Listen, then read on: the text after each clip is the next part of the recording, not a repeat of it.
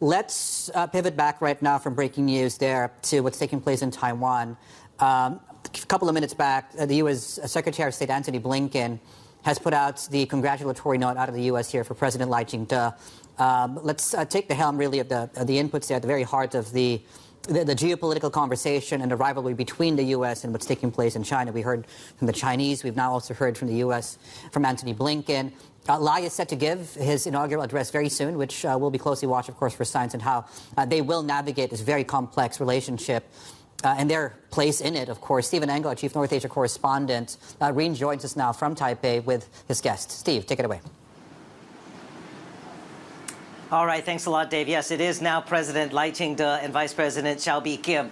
They have been sworn in as the next administration, of course, a sort of a continuity administration from the past 8 years of Tsai Ing-wen, the president, now former president. There are a lot of issues, obviously, domestically, but also internationally, geopolitically, and the relationship that Taiwan plays in the supply chain, the global supply chain of semiconductors, and the role it plays in the geopolitical rivalry between China and the United States. Let's broaden the analysis of this inauguration day and bring in two of our guests. One who is here sitting to the left of me, Raymond Sung, Vice President of the Prospect Foundation. And also down the line, we have Karis Templeman, Hoover Institution Research Fellow. So we're going to talk about a number of different things, gentlemen. Raymond, let me begin with you. And I can also pose the same question to Karis here.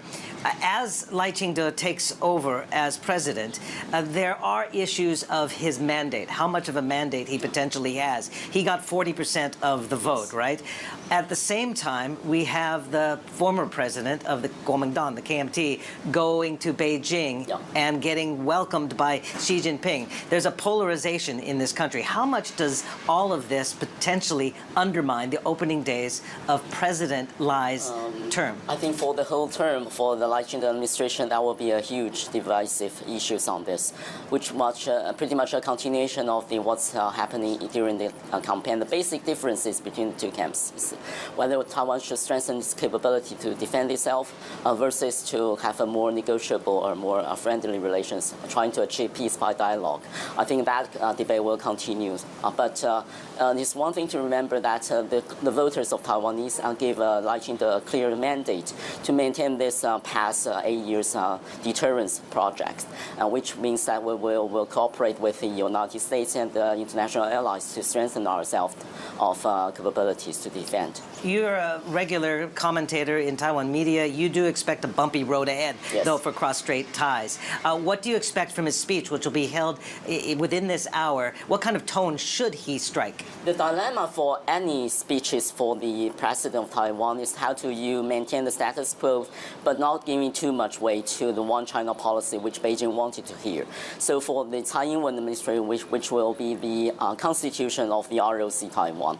But for Ching-te, there will be a nuance to that, I expected, which will be constitutional order of the ROC Taiwan, which means that's not pretty much 100% tied to the text of the constitution, but the whole order developed by the democratic Taiwan within its constitutions. Karis, let me bring you in here. I know you've been watching this election process quite closely. I mentioned that he got 40% of the vote, but that's because there were three main candidates, with the upstart TPP, Ke Wen-je, kind of throwing a bit of a spanner in the works there. But they also, the DPP lost the majority in the legislative yuan by 1 seat, essentially, to the KMT. And there's been some already political wrangling going on and fights going on within the parliament body. How much of a mandate do you feel that Ching-te actually has?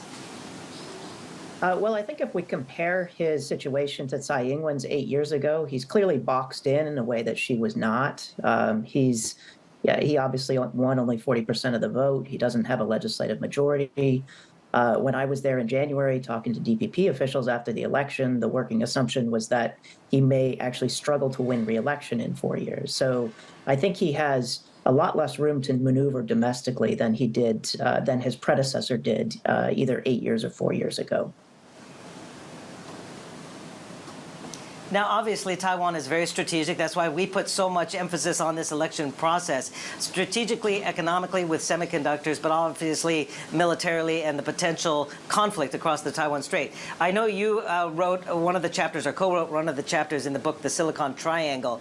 And if we can bring chips into this dialogue, there's been a lot of talk about this so-called silicon umbrella, that the importance and the rise of the semiconductor industry makes Taiwan far more strategic now than it was in decades past. Do you buy that argument? And what happens when there is this friendshoring trend where manufacturing of chips is going to Kumamoto, Japan, it's going to Arizona? Does that lessen Taiwan's strategic importance to the United States? I don't think it lessens the strategic importance of Taiwan to the United States. And in fact, Taiwan's own importance far precedes the emergence of the semiconductor industry as a thing in Taiwan. So the U.S. was very concerned about Taiwan's security in the 80s and 90s as well. And the other thing to note here is that TSMC itself is running up against limits of production in Taiwan. The semiconductor industry as a whole is producing, they account for something like 20% of Taiwan's overall GDP by themselves. And so you can't take that number much higher without having some major negative impacts on the overall diversity of Taiwan's economy. And so I actually think the future of the semiconductor industry is going to be increasingly global. And TSMC is doing the right thing by trying to diversify parts of their supply chain and parts of their production outside of Taiwan. Taiwan is, facing challenges with recruiting labor, with having enough electricity and water, and just being able to build out the fabs that they need for the next generation of production, and diversifying to satisfy concerns of both other foreign governments, but also more importantly their own customers, including big customers like Apple, who are concerned about an interruption of potential crucial supplies. I think those things are all important here. So, Raymond, in the realm of safety and geopolitics and the protective umbrella of the United States, do chips make Taiwan safer or more vulnerable, potentially? In terms of friendshoring, it's definitely safer because Taiwan proved itself to be so essential in the global supply chain, especially in the advanced chip making. And so for the short term, Taiwan is an integral role for the global supply chain. So the allies will try everything to defend the stability of the supply chain. Now, militarily, how prepared is Taiwan and what still needs to be done? He's bringing in a new defense minister, Wellington Koo. He's a civilian. We haven't had that in more than a decade. So does that help break down maybe the vested interests within the Taiwan military, where the defense minister is usually a former general or something? We hope so. That's a clear signal that Taiwan got very serious about its defense reform, because for the modern warfare, it's very clear that's not decided by the battlefield, but for the whole society. For example, for the reform of the society, civil resilience and the building of our psychological defense to, for example, propaganda, will be the whole overall wholesome view to the national security. I think national defense will be part of it, integral part of it. They need to modernize and make it more of a military that is more mobile, more flexible, and modern with the times, and have that porcupine strategy. It's hard to devour a porcupine full of missiles, right? Yeah, and with international consolidation, and for example, to really talk pinpointedly about what Taiwan needs to defend, no matter porcupine, or for the deterrence of gray zone operations from China, and to cooperate with the allies like Japan and Philippines. Karis, let me bring you back into the conversation. What do you expect, and what do you think the Lai administration needs to do to keep the peace across the Taiwan Strait at a heightened sense of conflict, if you will, or the threat of a conflict?